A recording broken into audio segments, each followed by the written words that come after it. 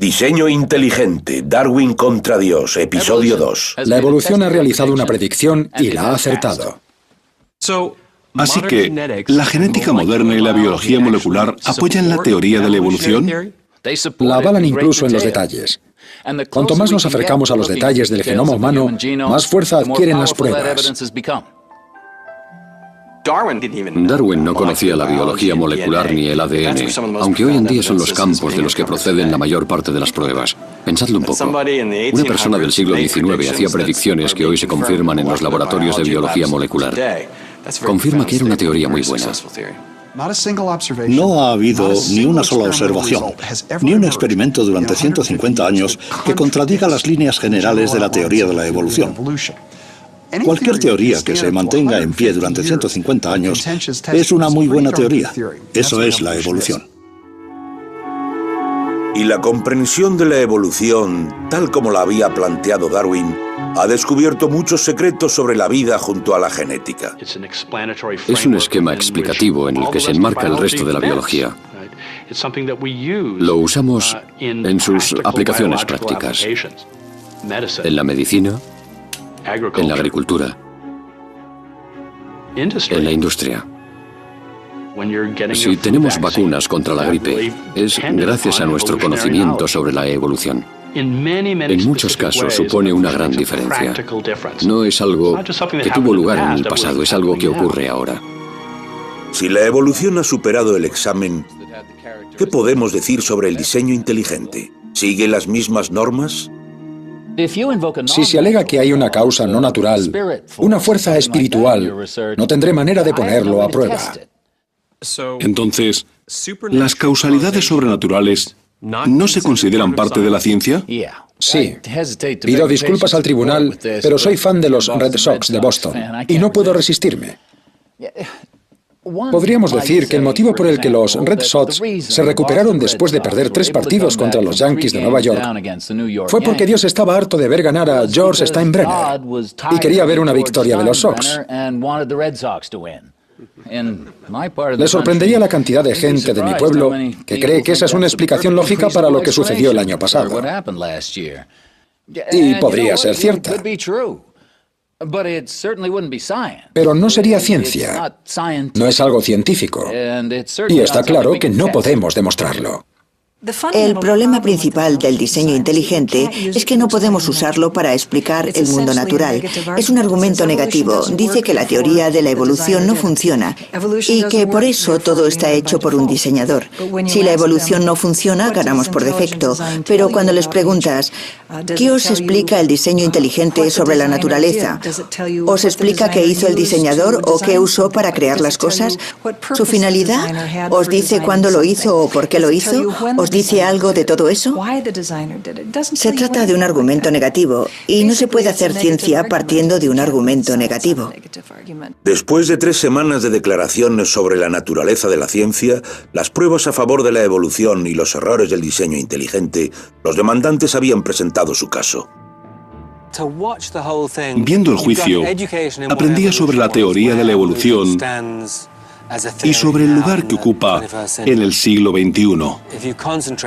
Si te concentrabas en el tema, te absorbía y pasaba el día entero y salías pensando, lo que me han contado es alucinante, es gente muy elocuente y muy culta. Era estupendo. Los abogados de la acusación habían preparado bien el caso apoyando muy bien la teoría de la evolución. Pero también había la sensación, sobre todo entre los que no acudían al juicio a diario, de que cuando empezara la otra parte también escucharíamos argumentos muy interesantes. Ahora el tema central era, ¿lograría demostrar la defensa que el diseño inteligente era una teoría científica? ¿Qué pruebas podían aportar para justificarlo?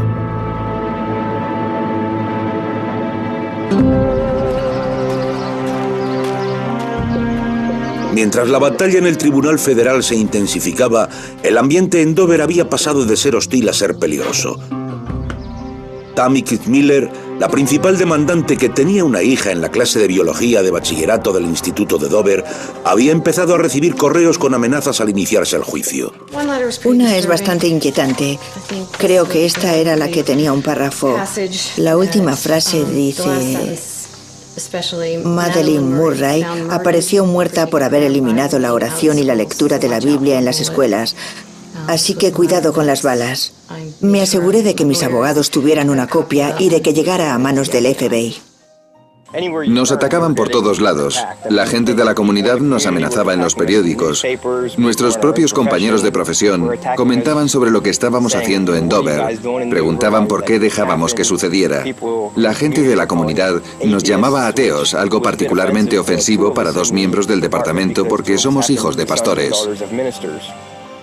No comprendía cómo los profesores se podían considerar cristianos, ir a la iglesia, hablar sobre Dios, hablar sobre Cristo y luego ir a la escuela 5 días a la semana para hablar sobre Darwin y enseñarlo como si fuera verdad. No como una teoría, sino afirmando que las cosas son así. No lo entiendo. Para mí eso es ser un hipócrita. Bill Buckingham, el principal responsable de la polémica que terminó en los juzgados, hizo unas declaraciones sorprendentes. Dimitió del comité escolar y se marchó del estado alegando que tenía una salud frágil y problemas con la oxicodona tras una operación. Faltaban unos pocos meses para las elecciones del comité escolar y 8 de los 9 puestos esperaban al mejor candidato. El diseño inteligente se enfrentaba a una prueba tanto en las elecciones como en los juzgados. Brian Ream, uno de los profesores de ciencias que ya había cambiado de escuela, se presentó. No podía trabajar para un comité que obligara a enseñar religión en clase de ciencias. Tengo hijos que van a la escuela en el distrito y ese no es el tipo de escuela que quiero para ellos. Solo había 2 opciones, cambiar a toda la familia del lugar o intentar solucionar las cosas en nuestro distrito. Optamos por intentar ponerle solución. Pero cuando se metió en campaña, se volvió a encontrar en la línea de fuego de la guerra de la evolución. El problema con el que me topaba cuando empecé a ir de casa en casa es que la gente me juzgaba automáticamente. Pensaban que tú eras distinto y que ellos eran buenos cristianos. Nunca votaríamos por ti y te daban con la puerta en las narices. Luego abrían las ventanas para gritarte que eras un desgraciado o un ateo.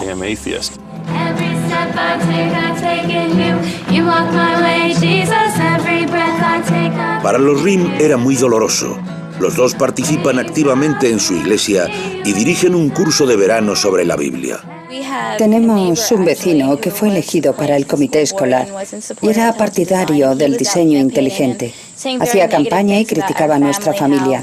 Decía que éramos ateos y que si nos votaban, Dios no estaría contento con ellos.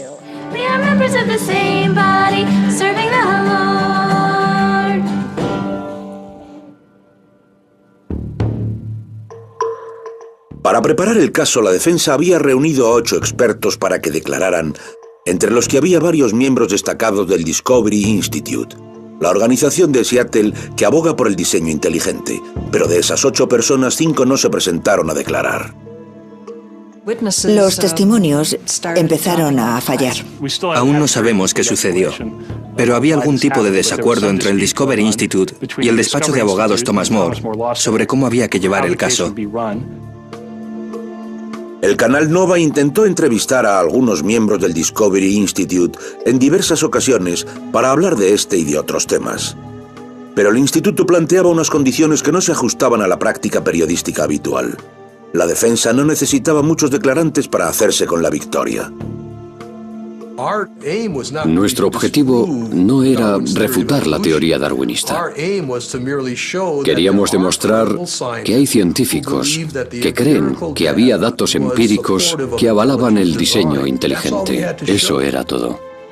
Pensábamos que si lograban argumentar que había bases científicas que avalaban el diseño inteligente, cabía la posibilidad de que el juzgado creyera que era una propuesta válida para la enseñanza. Creo que todos estábamos expectantes. Queríamos ver si los del diseño inteligente tenían algo que exponer, pero en cuanto terminamos nuestras declaraciones, parecía claro que todo dependía del testimonio de Michael Behe. Michael Behe era un científico miembro del Discovery Institute, autor de un conocido libro sobre diseño inteligente, La caja negra de Darwin, y de cientos de artículos sin relación con el tema en revistas científicas. Behe rechazó las entrevistas para este programa en varias ocasiones, pero sus declaraciones en el juicio se mantienen por escrito. Doctor Behe, ¿cuál es su profesión? Soy profesor del Departamento de Ciencias Biológicas de la Universidad de Lehigh, en Belén, Pensilvania. ¿Es usted bioquímico? Sí, es así. ¿Cuántos años hace que da clase en la universidad? 23. Señor, ¿qué es el diseño inteligente? El diseño inteligente es una teoría científica que propone que algunos aspectos de la vida se explican mejor si son obra de un diseñador y que la presencia de ese diseñador en la vida es real y no solo aparente. ¿Se basa en creencias o convicciones religiosas? No. ¿En qué se basa entonces? Se basa en pruebas empíricas y físicas que podemos observar en la naturaleza, además de unas conclusiones lógicas. ¿A qué se refiere cuando usa la palabra diseño? Está explicado en mi libro, La caja negra de Darwin. En esta cita del capítulo 9 encontramos una corta descripción del término. ¿Qué es el diseño? El diseño es una distribución determinada de las partes del todo con una finalidad. Cuando nos damos cuenta de que las partes se han distribuido para cumplir con un propósito, lo llamamos diseño. Parte de la estrategia de la defensa era enseñarle al juez ejemplos de sistemas biológicos que ellos consideraban demasiado complejos para haber evolucionado por selección natural y por lo tanto creían que habían sido producto de un diseñador. ¿Podría darnos un ejemplo bioquímico de diseño, doctor Behe? Sí, está en la siguiente diapositiva. Creo que el mejor y más llamativo ejemplo del diseño inteligente es el llamado flagelo bacteriano. Aquí vemos un esquema sacado de un libro de texto muy común en las universidades del país.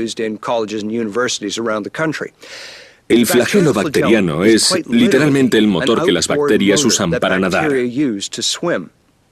Para cumplir esa función disponen de una serie de partes que reciben la orden.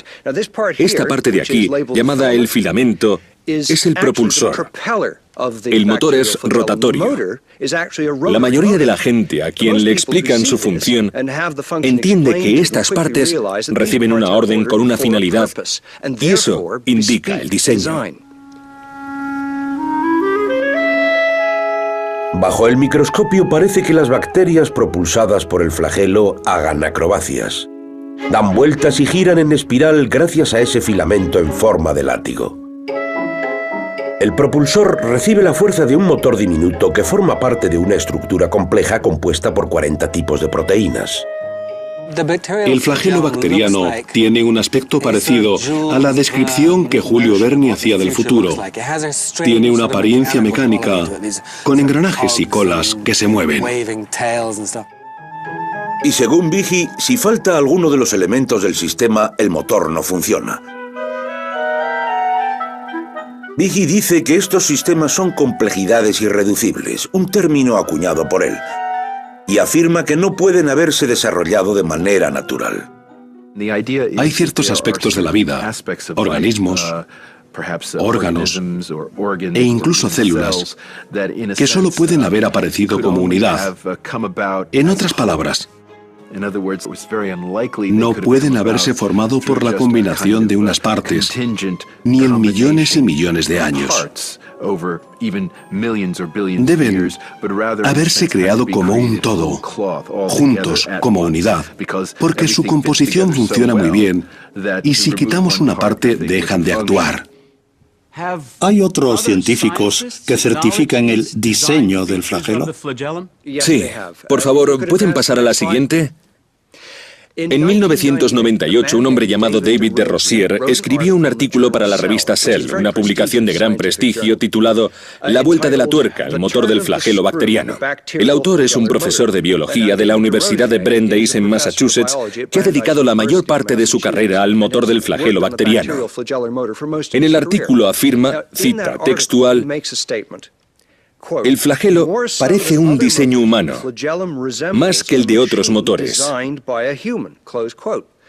El mismo de Rozier reconoce que la estructura del flagelo parece un diseño. Dije que esta maquinaria parece diseñada por un humano, pero eso no quiere decir que estuviera diseñado, que fuera un producto del diseño inteligente. De hecho, tiene unos rasgos que nos hacen pensar que es producto de la evolución. Con un microscopio electrónico, de Rosier consigue unas imágenes tan espectrales como estas, que nos muestran las entrañas de lo que ha sido denominado como el motor más eficiente del mundo. Este es el eje impulsor, el que transmite la fuerza de torsión generada por el motor. Así gira el propulsor que ayuda a la célula bacteriana a desplazarse en el fluido.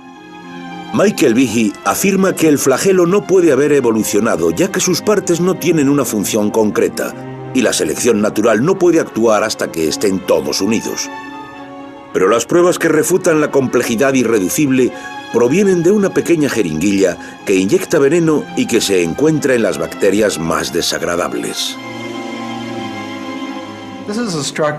Esta estructura se encuentra, por ejemplo, en la bacteria Yersinia pestis, la que provoca la peste bubónica. Observad las similitudes. Esta estructura no rota, pero tiene que estirar esta parte, equivalente a la varilla que actúa como eje del motor. Debe alargarla porque necesita este canal, una especie de jeringuilla. Así, los factores virulentos producidos en su interior, en este punto, pueden ser exportados y empujados hasta el agujero para sacarlos a través de esta especie de aguja larga hasta alcanzar una célula de vuestro cuerpo o del mío para crear el caos. Y parece que las dos estructuras guardan similitudes por una razón. La jeringa de la derecha está compuesta por un subconjunto del mismo tipo de proteínas que encontramos en la base del flagelo de la izquierda. Aunque a la jeringuilla le faltan las proteínas que encontramos en el motor, motivo por el que no rota, es perfectamente eficiente para transmitir enfermedades. Si pensamos en el significado de complejidad irreducible, nos damos cuenta de que sugiere que si quitamos alguna de estas proteínas, la estructura no funciona. Aquí vemos a una a la que le faltan varias de las proteínas que vemos en la otra, pero sigue funcionando. Es un orgánulo competente, absolutamente viable. La conclusión es que esta estructura no es de una complejidad irreducible. Para recalcar el argumento de Rosier, Miller llegó al juzgado e hizo una declaración insólita. Para ejemplificar el significado de complejidad irreducible, los defensores del diseño inteligente suelen referirse a un elemento de la vida cotidiana, la ratonera. Esta tiene 5 partes: la base, el fiador, el muelle, el martillo que hace el trabajo sucio y el portacebo. Si falta alguna de las partes, la ratonera no funciona. Pero recordemos la noción básica de la complejidad irreducible, que la estructura no sirve para nada si las partes no están en su lugar. Eso no es cierto. Os pondré un ejemplo. Aquí tenemos una ratonera a la que le hemos quitado 2 de las 5 partes. Sigo teniendo la base, el muelle y el martillo. No podemos cazar ratones con ella. No es una ratonera útil. Pero parece que, aunque le faltan partes, sirve como aguja de corbata, aunque sea poco adecuada y elegante. Cuando observamos los típicos ejemplos de la complejidad irreducible, como el flagelo bacteriano, que sería el ejemplo perfecto, nos topamos con el equivalente molecular de mi aguja de corbata. Vemos que faltan partes de la maquinaria, 2, 3, 4, 20, pero siguen cumpliendo con un cometido que puede ser determinado por la evolución. Ahí es donde falla el argumento.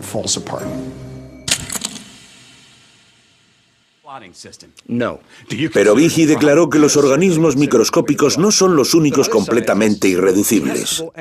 Dijo que la evolución no explica cómo nuestra red de órganos y células nos defiende de las enfermedades. La teoría de la evolución, y en concreto la selección natural, ha explicado la existencia de aparatos de defensa como el sistema inmune. No. Y eso es un problema. Por supuesto. Aunque otros científicos que creen que la teoría darwinista es cierta, no parecen ver los problemas que presentan. Podría destacar el segundo párrafo de La caja negra de Darwin, en la página 138. Usted dice, podemos mirar hacia arriba o hacia abajo, en libros y periódicos, pero el resultado es el mismo. La bibliografía científica no tiene respuestas para el origen del sistema inmune. Y en contexto significa que la bibliografía científica no tiene respuestas comprobadas y detalladas sobre la aparición del sistema inmune como resultado de mutaciones y de la selección natural. ¿Puedo acercarme, señoría? Adelante. Me acerqué al banco del testimonio y le puse delante una pila de 60 artículos, capítulos de libros y libros que ofrecían todo tipo de explicaciones sofisticadas sobre la evolución del sistema inmune. Le desafié a que respondiera teniendo en cuenta las afirmaciones que había hecho. Estos trabajos contradicen su afirmación de que la bibliografía científica no tiene respuestas sobre el origen del sistema inmune de los vertebrados. No, claro que no. Mi argumento es que la bibliografía no presenta explicaciones rigurosas sobre el origen mutacional por selección natural de sistemas bioquímicos complejos. Estos artículos no tratan el tema. Le contestó, ¿ha leído este libro, Dr. Behe? Y se los fue apilando delante de él.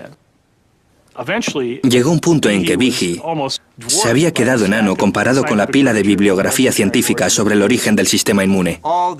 Durante varios años, todos estos científicos tan aplicados han publicado artículos y libros, capítulos, libros enteros, dedicados a la evolución del sistema inmune en los vertebrados. Pero parece que ninguno me convence. Es una trampa típica de abogado. ¿Behe podía leer todos esos libros antes de responder? Era tan teatral. Señor Rothschild, ¿no quiere llevarse los libros? Pesan. La defensa disponía de 3 declarantes expertos en la materia. Y el último día, el último declarante habló ante el tribunal sobre una criatura que ahora ya era conocida por todos.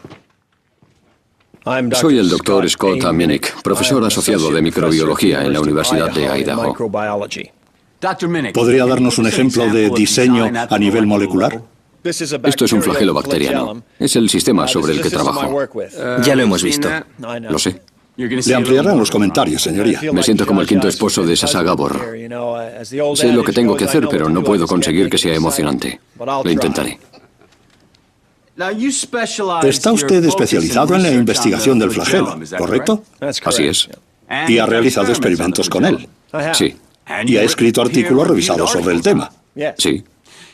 Una de las quejas más habituales que también han formulado los representantes de los demandantes es que el diseño inteligente no puede demostrarse, no es falsificable. ¿Está de acuerdo? No, en absoluto. Citaré a Mike Behe. El diseño inteligente está abierto a la refutación experimental directa. Para falsificar estas afirmaciones, los científicos pueden meterse en el laboratorio, colocar las bacterias sin flagelo bajo presión selectiva para comprobar la movilidad, por ejemplo, y dejar pasar 10.000 generaciones. Luego, deben comprobar si se ha creado un flagelo u otro sistema igual de complejo. Si eso sucediera, todas mis afirmaciones quedarían refutadas. ¿Es un experimento que usted llevaría a cabo? Lo he pensado y me siento tentado. No creo que funcionase, pero eso es por mis prejuicios.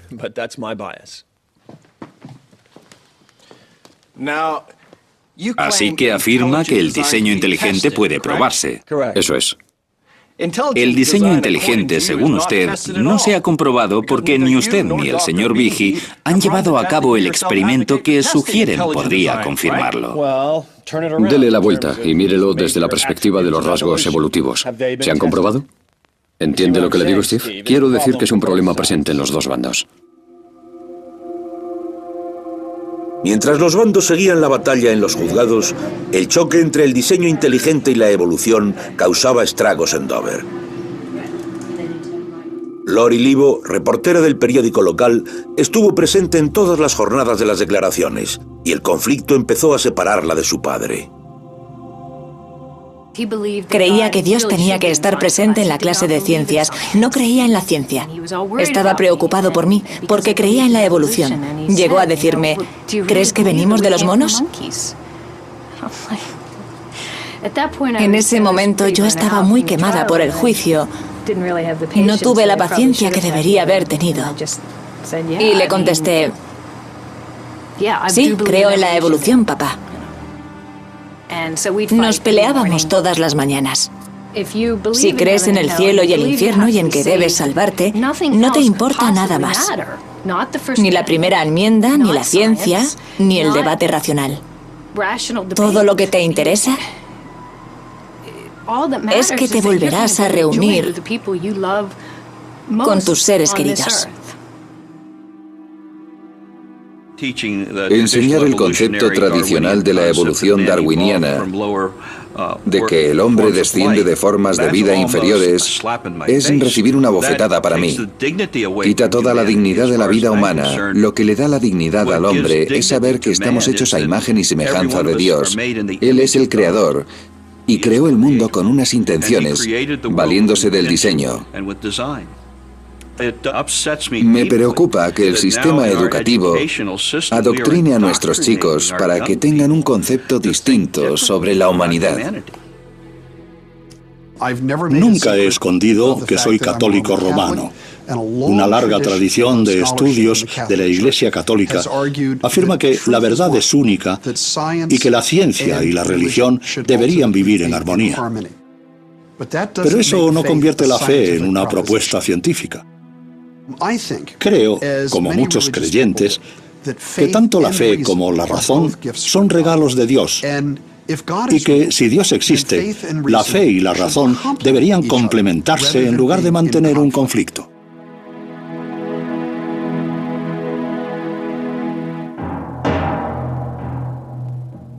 Durante el juicio, el juez Jones nunca dejó entrever su opinión sobre si el diseño inteligente era ciencia o no.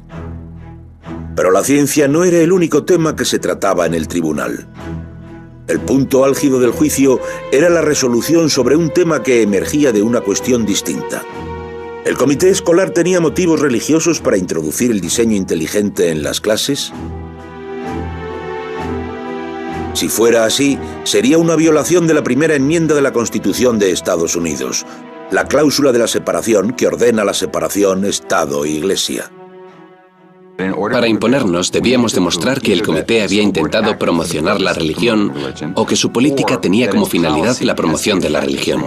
Tenía que ser el objetivo o la consecuencia, una de las dos. La cláusula de la separación dice que el Congreso no puede aprobar leyes que promuevan una religión concreta. Y eso se aplica a todas las acciones del Estado. En este caso, las acciones de un comité escolar. Pero, ¿qué pruebas había de que la religión era la motivación del comité escolar? Unos meses antes del juicio, cuando Berta Spar había abierto las cajas del donante anónimo que contenía las copias de Sobre los pandas y las personas, encontró una pista. La administración me pidió que abriera las cajas, contara los libros, los sellara y numerara. En el fondo de una caja encontré un catálogo. Lo abrí para ver qué decía sobre el libro y en la parte superior vi que estaba clasificado como creacionismo. Sería una buena prueba para nosotros si las cosas se empeoraban. Esta información fue traspasada al Centro Nacional de Educación Científica. Este organismo ayudaba a los abogados que trabajaban para mantener el diseño inteligente lejos de las aulas del Instituto de Dover. Nick Muskie decidió investigar el libro Sobre los pandas y las personas porque sabía que sería importante para el caso. Cuando se presentó el caso al juzgado y el libro de los pandas pasó a ser parte de la política, quedó claro que el texto sería representativo del diseño inteligente. La historia del libro fue ganando importancia, los argumentos que esgrimía fueron centrales. Nosotros nos preparamos para diseccionar sus ideas y prepararlas para el caso. Muskie examinó minuciosamente el texto y pasó muchas horas indagando en Internet cualquier detalle relacionado con su historia. Un día, mientras revolvía los archivos del centro, se topó con un periódico de un estudiante creacionista de 1981. En la parte inferior de la portada vio un artículo con un título que decía «Proyectado libro imparcial sobre biología». En ese artículo se decía que un hombre llamado Charles Thaxton, actualmente uno de los miembros del Discovery Institute, trabajaba en un libro que presentaría las teorías de la evolución y de la creación. El editor académico era Charles Thaxton, editor del libro de los pandas. El artículo se refería claramente al libro en cuestión. Lo más interesante es que afirmaba que el libro era sobre la teoría de la evolución y la de la creación, en lugar de hablar del diseño inteligente. Si podían demostrar que el libro de los pandas se había presentado como un libro creacionista, podrían argumentar que el diseño inteligente era otro envase para el mismo producto, es decir, inherentemente religioso. Muskie le envió esta información por correo electrónico a Rothschild, quien envió una citación legal al editor del libro, a quien le solicitó todos los borradores. En pocos meses recibieron 2 cajas llenas de material. Los abogados se los enviaron a Barbara Forrest, una escritora y profesora de filosofía que lleva años estudiando el diseño inteligente. Participaría en el juicio como testigo. Dios mío. Esas 2 cajas contenían unos 7.000 folios. Y tuve que sentarme ante todos esos documentos e irlos hojeando. Eso es lo que hice día y noche. Su gran esfuerzo fue recompensado. Enterrados entre los documentos había 2 borradores de los pandas que hablaban sobre el caso de Edwards y Aguilar en 1987, en el que la Corte Suprema consideró inconstitucional que se enseñara el creacionismo en la clase de ciencias. Uno de los borradores se escribió antes del caso y el otro fue revisado posteriormente. En el borrador de 1987, el anterior al caso, la definición de creación es la siguiente. La creación significa que distintas formas de vida aparecieron repentinamente con sus rasgos distintivos intactos gracias a la autoría de un creador inteligente.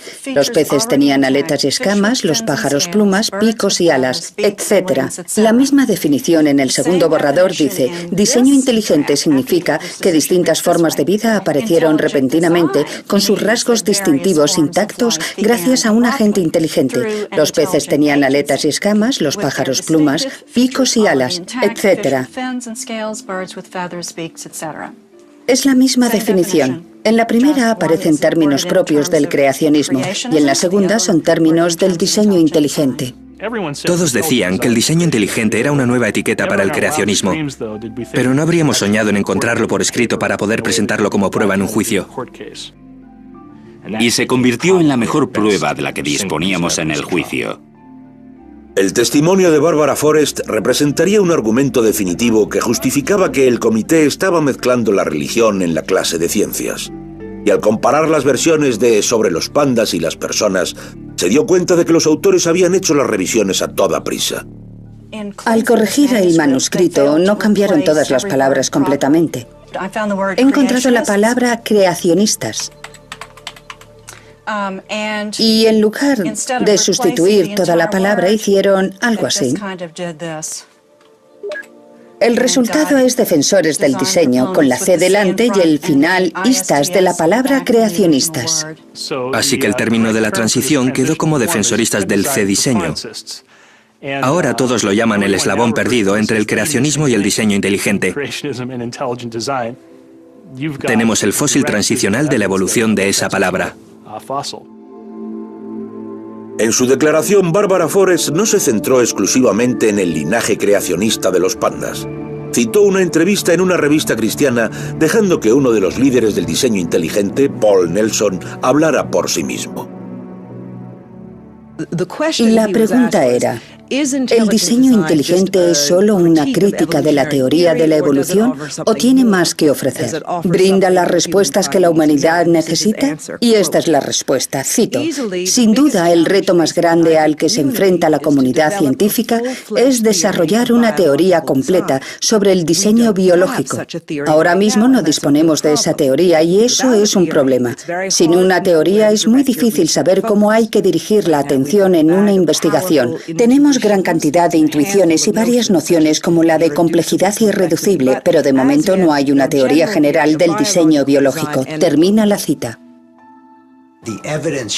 La prueba que aportó en el juicio ponía al descubierto la hipocresía del movimiento del diseño inteligente de manera indiscutible.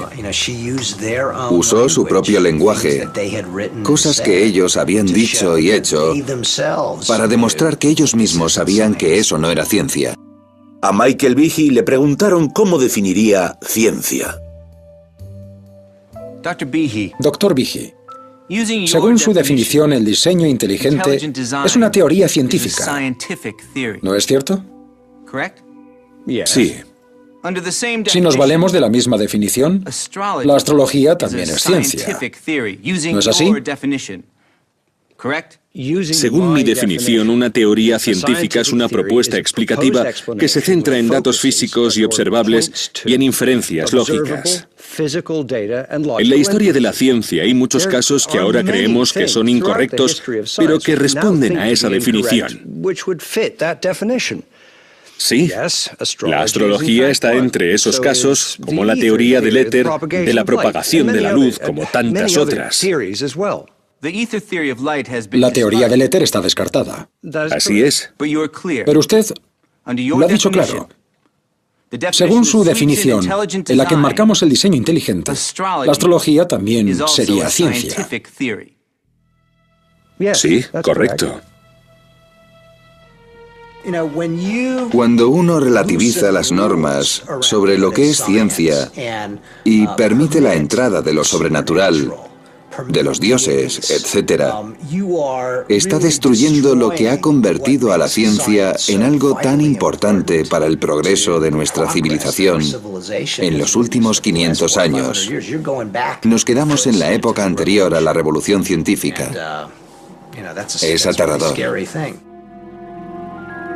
Con la revolución científica, el trabajo de Galileo, Newton y otros hizo desaparecer varias explicaciones sobrenaturales. Pero algunos creen que lo sobrenatural aún conserva un espacio. En los inicios de la genética, apareció la idea del factor hereditario responsable de nuestros rasgos, pero no se había identificado cuál era ese factor. Eso también era sobrenatural en un principio.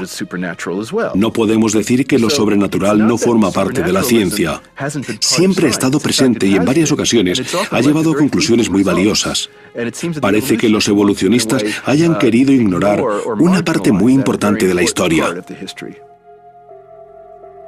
Pero Barbara Forrest declaró que las intenciones del diseño inteligente no son puramente científicas y estaban explicadas en un documento secreto del Discovery Institute que apareció en Internet. Sus objetivos quedan claros en el documento La Cuña. Es un documento que contiene una estrategia delineada por ellos hace 9 años más o menos, en 1998. Pretenden eliminar todos los efectos de la evolución en la sociedad porque creen que son negativos. En este documento se dice que hay que cambiar completamente la cultura de Estados Unidos y devolverla a lo que ellos creen que son las verdaderas bases religiosas. Quieren que todos los aspectos de la vida estén regulados por su religión, algo que queda muy claro en el documento. Según el documento de La Cuña, Darwin no retrató a los humanos como seres morales y espirituales, sino como animales, lo que llevó a la gente a abandonar su comportamiento moral objetivo.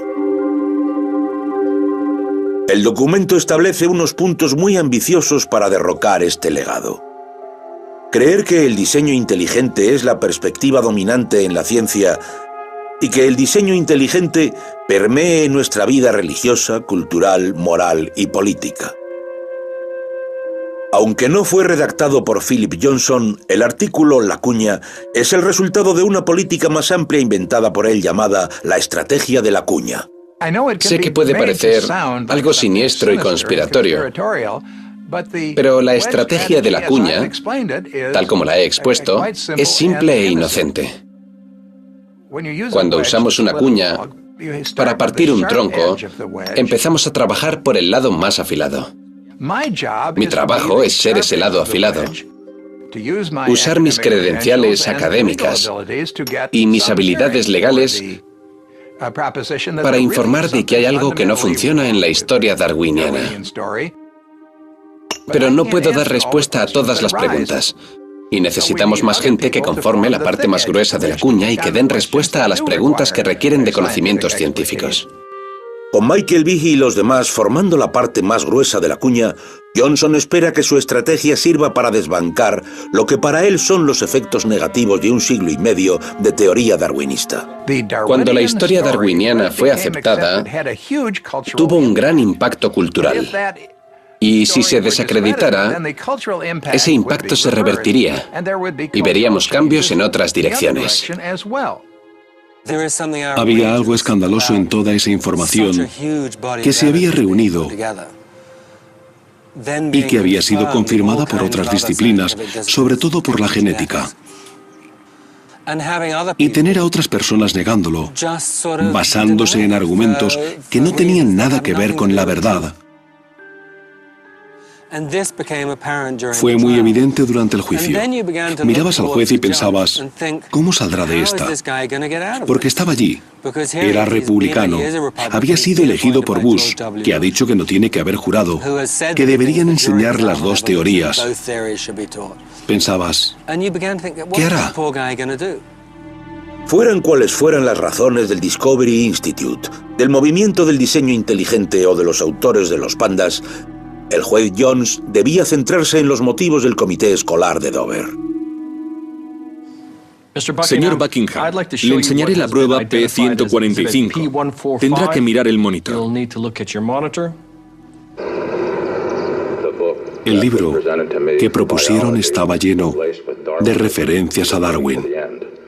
William Buckingham encabeza el comité de temarios del Instituto de Dover. También es miembro del comité escolar. Cree que debería enseñarse el creacionismo en las aulas. Está bien que se enseñe a Darwin, pero tendría que contrastarse con algo más, como el creacionismo. Esto fue en los inicios del diseño inteligente y no me acordaba de las palabras diseño inteligente. No las recordaba. La cámara ya estaba grabando y dije creacionismo. Mirando atrás pienso que tendría que haberme callado, pero dije creacionismo. Era como un ciervo ante las luces de un coche. Me equivoqué de palabras. Es un simple error humano. Un lapsus linguae freudiano. No lo llamaría así, lo llamaría error humano. Pero no fue el único error de Buckingham. Tanto Buckingham como Bonsell habían jurado en sus declaraciones que no sabían quién era el responsable del envío de los 60 ejemplares del libro de los pandas. Pero en cuanto Buckingham subió al estrado, salió a la luz una nueva historia. Me puse ante la iglesia un domingo por la mañana. Teníamos que conseguir, creo que eran 826 euros para comprar los libros y dije, no os pido ni un céntimo, no os digo que me deis nada. En nuestra iglesia creemos en el poder de la oración y les pedí, recemos para que llegue ese dinero. La plegaria de Bill fue escuchada y el dinero le llegó en forma de donación de los miembros de la iglesia.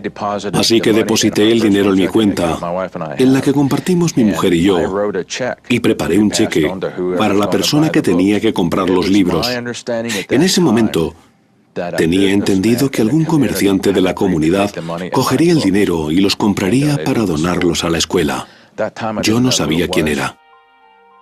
Pero durante el juicio, Buckingham admitió que le había dado el cheque a Alan Bonsell y que el desconocido que había comprado los libros era el padre de Alan. Esta declaración contradecía las declaraciones juradas que tanto Alan como Bill habían hecho anteriormente. Mentir bajo juramento es un delito grave. Se ha llegado a procesar a un presidente por ello. Y mucha gente acaba en la cárcel por ello. Nos pareció que el testimonio presentaba incoherencias.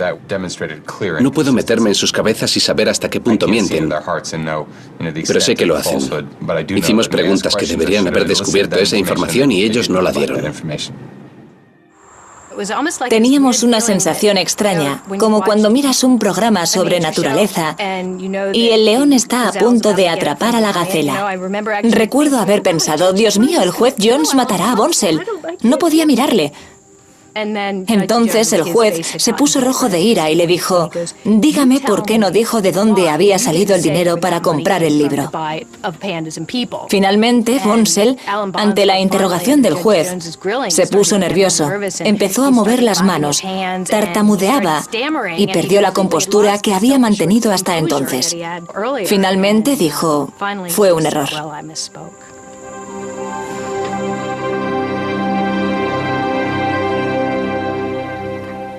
Nunca hubiera imaginado que acabaría en el Tribunal Federal cuando estaba en el comité escolar, o que tendría problemas con el distrito escolar por algo así.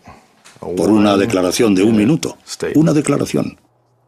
No les pedíamos a los profesores que se convirtieran en sacerdotes, ni en pastores protestantes, ni nada por el estilo. Solo queríamos que los niños supieran que existe esa teoría, que pudieran investigar y encontrar respuestas por sí mismos.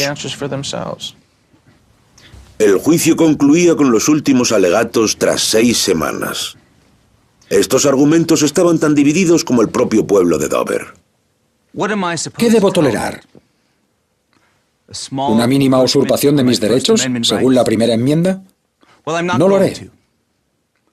Creo que lo que estas personas han hecho queda claro y me parece insultante. Es la declaración de un ciudadano de Dover, Fred Callahan, que se enfrenta a la cuña que ha presionado a su comunidad en el instituto de sus hijas, a través de un comité escolar antievolutivo, favorable al diseño inteligente.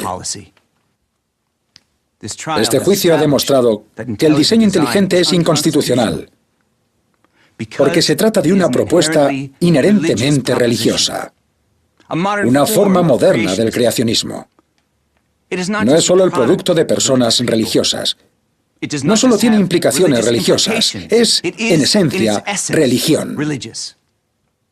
El juego de las mentiras debe terminar.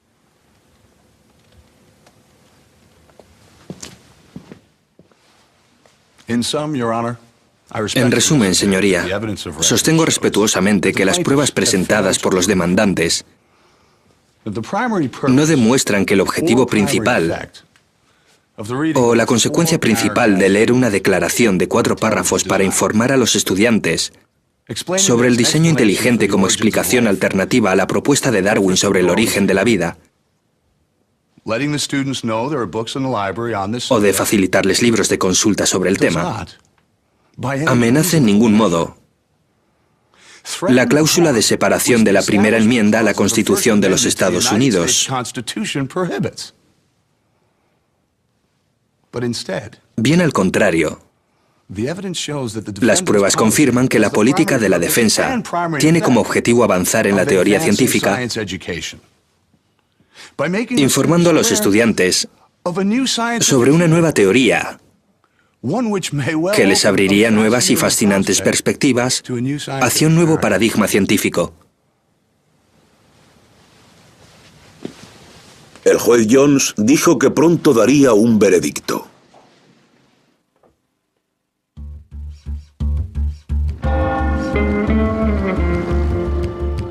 Cuatro días después del final del juicio, los residentes de Dover dieron su propio veredicto con una gran participación en las elecciones al comité escolar. Los habitantes decidieron hacer limpieza por un margen muy estrecho. Los 8 puestos fueron destinados a candidatos contrarios al diseño inteligente, entre ellos el demandante y exprofesor de ciencias, Brian Rhine. Entre los candidatos que obtuvieron menos votos encontramos a Alan Bonsell. El juez seguía deliberando, pero las elecciones del comité de Dover se convirtieron en noticia en todo el país y llegaron a provocar la ira de Pat Robinson, un evangelista televisivo. Quiero avisar a los ciudadanos de Dover. Si hay una catástrofe en su zona, no acudan a Dios. Acaban de echarlo de la ciudad. Aunque Robertson ya había emitido su juicio, tanto Dover como el país entero tendrían que esperar un mes más para conocer el veredicto del juez.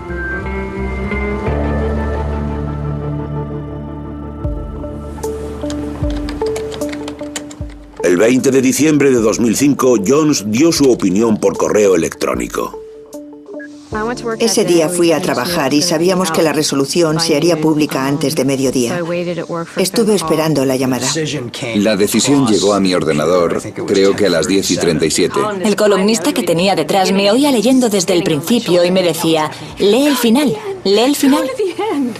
La señora Berta Spar llamó a la puerta e interrumpió la clase.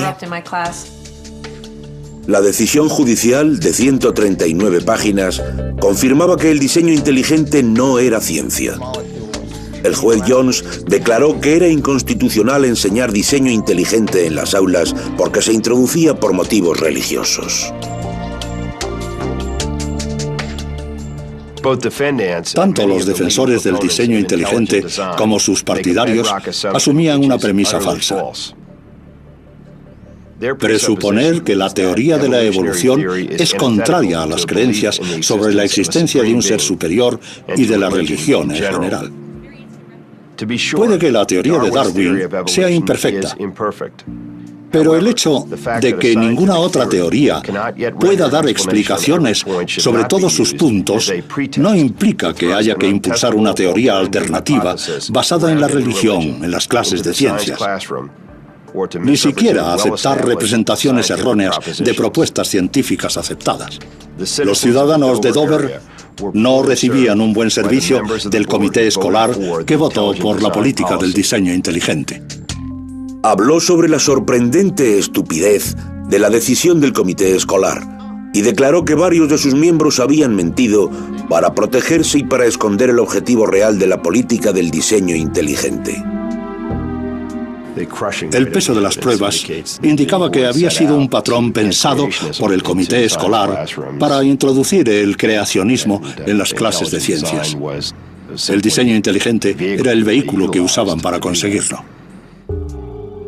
Jones le recomendó al abogado que se planteara presentar cargos por falso testimonio contra Buckingham y Bonsell, por haber mentido bajo juramento, y afirmaba que en el juicio fue evidente que el diseño inteligente es una visión religiosa, una nueva denominación para el creacionismo y no una teoría científica. En la era en la que intentamos curar el cáncer, en la que intentamos prevenir las pandemias, en la que se intenta que la educación científica y matemática de los Estados Unidos esté a la última, introducir y enseñar mala ciencia a los estudiantes de bachillerato no tendría sentido. No es positivo para nadie, para ninguno de nosotros que nos beneficiamos a diario de los descubrimientos científicos. Quedó terminantemente prohibido enseñar el diseño inteligente dentro del temario de ciencias del distrito escolar. Además, la administración tuvo que pagar el total de honorarios legales a los demandantes, que superaba los 750.000 euros. Además, la elección del nuevo comité escolar contrario al diseño inteligente evitaría las apelaciones. Después del juicio, la revista Time nombró al juez Jones una de las 100 personas más influyentes del año. Pero no todo el mundo estaba contento con la decisión del juez. En una palabra, creo que es un imbécil. Supongo que debía estudiar para payaso en lugar de derecho, o que se quedaba dormido mientras le explicaban la Constitución, porque su decisión no concuerda con la ley. Creo que debería estar en un estrado, pero en el del circo. Es asqueroso. Me pone muy triste. Como comité, trabajábamos para que el distrito escolar de Dover fuera el mejor. Era nuestro objetivo, por lo menos el mío. Siempre intentamos que fuera el mejor. Ante todo hay que reconocer que fue un juicio justo. Lo único que me preocupa es el alcance de su opinión, que creo fue más allá de lo que debía, y decidió sobre temas científicos. El Discovery Institute también estaba molesto. Poco después del veredicto, publicó un libro de 123 páginas para distanciarse del caso, criticando el veredicto, tildándolo de activismo judicial vengativo. La resolución fue más controvertida de lo que el juez Jones habría imaginado. Después del juicio recibió amenazas de muerte. Jones y su familia tuvieron que contar con la protección de escoltas las 24 horas del día. Nunca habría imaginado que recibiría amenazas por un caso sobre la cláusula de separación. Pero eso es lo que sucedió con el caso Dover.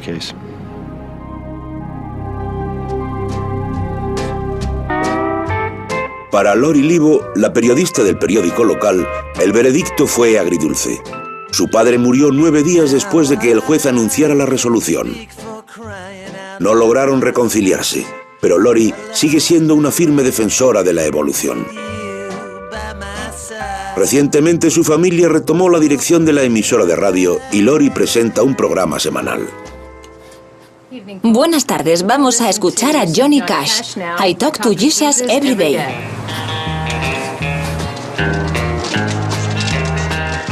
Al final, hay algo sobre lo que casi todos están de acuerdo. El tema no está cerrado. Hemos aprendido que los que se oponen a la teoría de la evolución son fuertes y tenaces, y siguen ahí. Hubo un momento en el que pensé que durante mi vida vería un gran avance en el tema, un cambio en la comunidad científica. Ahora tengo una actitud realista por el contraataque que hemos recibido. Y creo que será un proceso mucho más largo. Creo que la historia nos demuestra que hay un gran desacuerdo en Estados Unidos en cuanto al tema de la evolución. Mi decisión no le puso un punto y final y me temo que seguirá vigente durante varias generaciones.